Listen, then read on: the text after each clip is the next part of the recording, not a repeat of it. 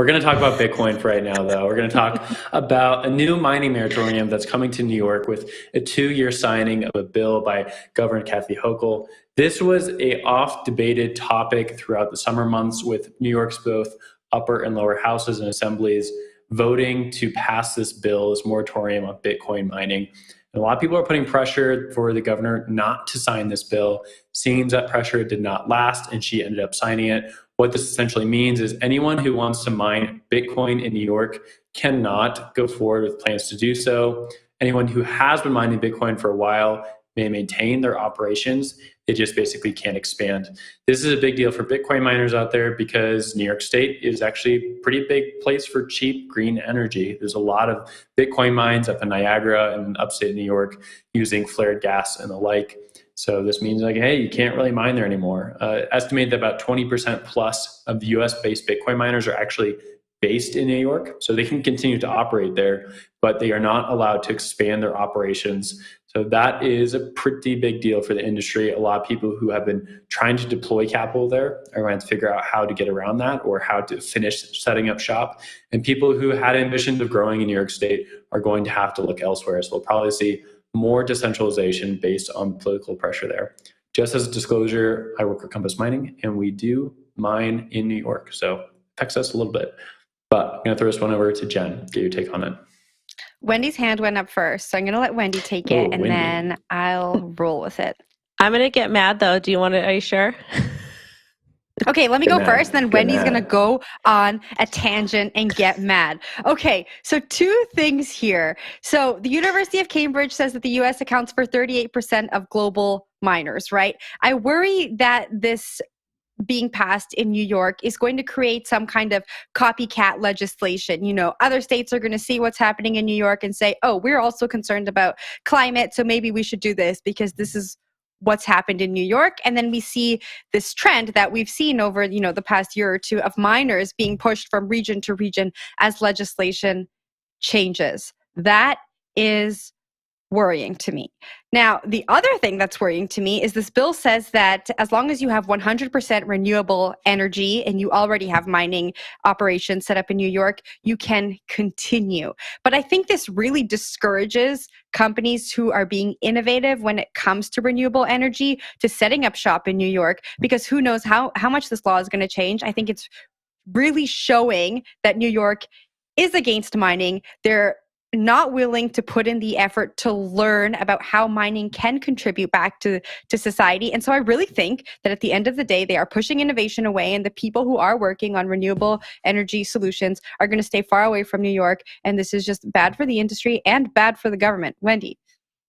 So the thing that probably upsets me the most is New York was like the beacon of immigrants coming over. Like my family on my mother's side, they came over to New York. My family on my father's side, they came over. I'm only 2nd or 3rd generation American. So the fact that New York has become so predatory with their laws and their capitalist whatever, it's upsetting and it's ridiculous. Like, I get they want to keep consumers and keep people safe, but we have seen that the public servants have done such a terrible job at this since 2018.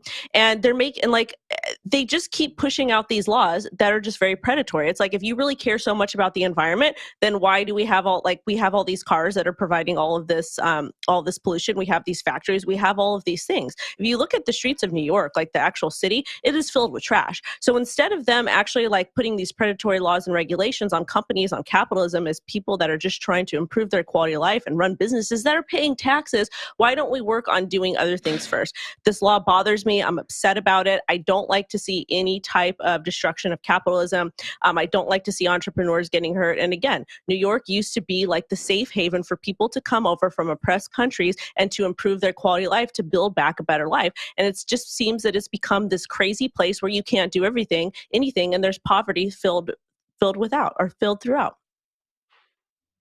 Yeah, I'll pick it up from there and just sort of take it from a larger Bitcoin angle. And New York is infamous for its bit license, which basically means you have to go through this very rigorous, onerous process in order to get any sort of financial ability to operate within New York State. There's only been 20 plus bit licenses ever released since 2015. And that's how tough it is to get. You have to be a large exchange. You have to have a lot of data. You have to have a lot of lawyers on retainers in order to get this BIT license. And that discouraged so many firms from operating within New York. And so people who live in New York have less opportunity to buy good products, good Bitcoin-backed products in order to have their daily life. And New York took that angle maybe just because they want to continue their dominance in the financial sector. I mean, that's no hidden secret that New York City is like the financial heartbeat of not only the United States, but in many senses, the world. And they want to like continue to operate that and hold on to that. And I think New York's government in some instances thinks of it as like sort of protecting it by introducing these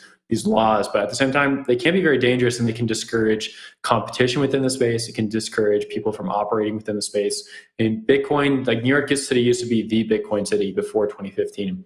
And then after that law passed, everyone left. And so it's kind of been sojourning around the US. And we saw a lot of Miami talk this year, but I don't know if that's sticking or not. It used to be New York City, and it used to be a lot of other cities, San Francisco for a second, right? Like people have been looking for like a location to be the Bitcoin city. It could be New York because it's financial city. Now for miners, they're going to have to look elsewhere also, right? Like oftentimes you want to build at your site and you want to like vertically integrate, you want to make your site where your site is at, but now they're going to have to look elsewhere, go to different places. And maybe that's good for Bitcoin long-term, like more decentralization with the United States, not just adding much of hash rate into New York. But at the same time, I think it's just a net negative for everyone who is trying to operate and grow within that region. Jen, I'll give it to you though for final thoughts. Yeah, there was this quote I saw in a CNBC article earlier today from the Chamber of Digital Commerce. They said the approval will set a dangerous precedent in determining who may or may not use power in New York State. I thought that was really interesting. If we look at this from a non-Bitcoin, non-crypto angle, when the government is determining who can and cannot use power for what reason, we may be entering into dangerous territory. But I guess that's it for our show. Before we get into the Thanksgiving holidays, I'm in the States, so I get to experience American Thanksgiving tomorrow. I'm really excited for that. Happy Thanksgiving, guys. You guys don't seem that excited Canadians for that. You guys don't get excited for Thanksgiving. You guys don't do anything We at all. have Thanksgiving, but it already passed. It was in October. I know. There's your little Canadian knowledge for the day. I think before we go, though, we should talk about what we're thankful for. So, Wendy, I'm going to kick it off to you. What are you thankful for this Thanksgiving? I am thankful for Mr. Monkey Jars. This is the new stuffed animal. My daughter named him Mr. Monkey Jars. So love Mr. Monkey Jars. So thankful for him, and thankful for you guys, and thankful for the hash and CoinDesk and Bitcoin and crypto and those things.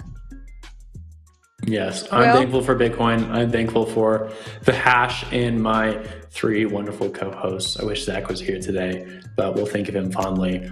But that's all I'm thankful for, nothing else. I'm also thankful for you guys and my wonderful family who hosts me every time I decide to pick up and travel to different countries. I'm also thankful for everyone who watches The Hash every day on CoinDesk TV and listens to us on the CoinDesk Podcast Network. We hope you all have a wonderful holiday